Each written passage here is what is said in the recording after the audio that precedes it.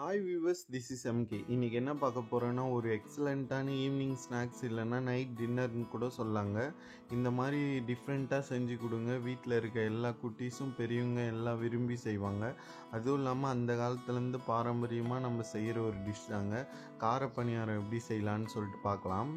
அதுக்கு ஃபஸ்ட்டு ஒரு கடாயை வச்சுட்டு அதில் ஒரு 4 ஸ்பூன் ஆயில் சேர்த்துக்கலாங்க.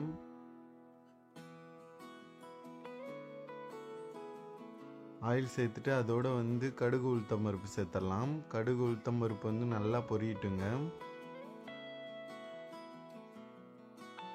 எவ்வளோ குவான்டிட்டி இருக்கோ அவ்வளோ கடுகு உளுத்தம் பருப்பு சேர்த்துக்குங்க.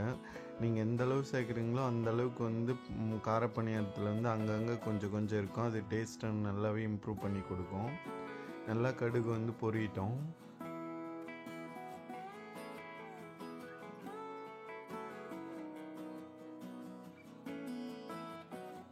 அவ்வளோதாங்க. இப்போ ஒரு 2 ஸ்பூன் ஜீரகம் சேர்த்துடலாங்க. ஜீரகம் நல்லா பொரிஞ்சு வரட்டும். இப்போ ஒரு கைப்பிடி அளவுக்கு உளுத்தம் பருப்பு சேர்த்துடலாங்க. ஒரு கைப்பிடி அளவுக்கு கடலைப்பருப்பு சேர்த்துடலாங்க. கடலைப்பருப்பு உளுத்தம் பருப்பு நல்லா பொரியட்டும். நல்லா பொரிஞ்சு வரணுங்க.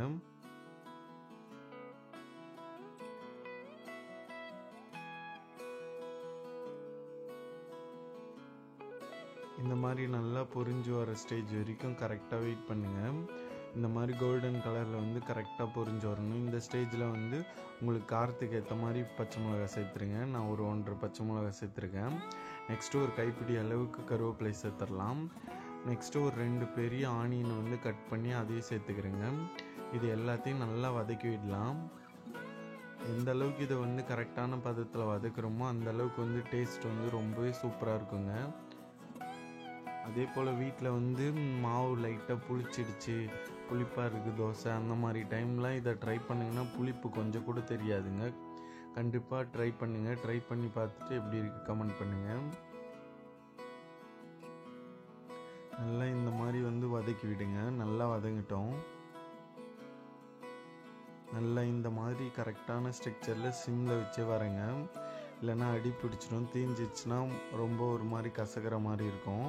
ஸோ அதனால் கரெக்டாக சிம்மில் வச்சே வதக்கி விடுங்க. இந்த மாதிரி நல்லா வதங்கின உடனே எடுத்துருக்க மாவில் இது எல்லாத்தையும் நம்ம சேர்த்துடலாங்க.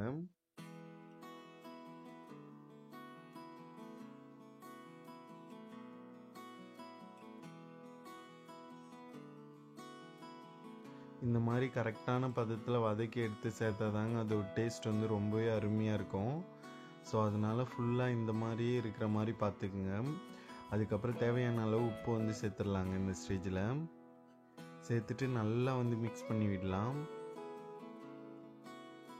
நல்லா ஈவனாக எல்லா இடமும் ஸ்ப்ரெட் ஆகிற அளவுக்கு கரெக்டாக மிக்ஸ் பண்ணி விட்டுங்க. அப்போ தான் எல்லா பணியாரத்துலேயும் ஈவனாக இருக்கும். எல்லாமே மசாலா எல்லாம் நல்லா இந்த மாதிரி மிக்ஸ் பண்ணிவிடுங்க.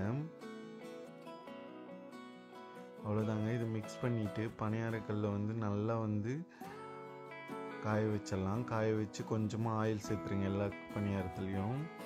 பணியாரக்கல்லில் ஃபுல்லாக அங்கங்கே ஆயில் இருந்தால் தாங்க அடி பிடிக்காது. கரெக்டாக இந்த மாதிரி கரெக்டாக ஊற்றிக்குங்க. அவ்வளோதாங்க. கல் நல்லா காஞ்ச உடனே இப்படி ஊற்றி நல்லா எடுத்தாக்கா சும்மா அருமையான காரப்பணியாரம் ரெடி ஆகிடும்.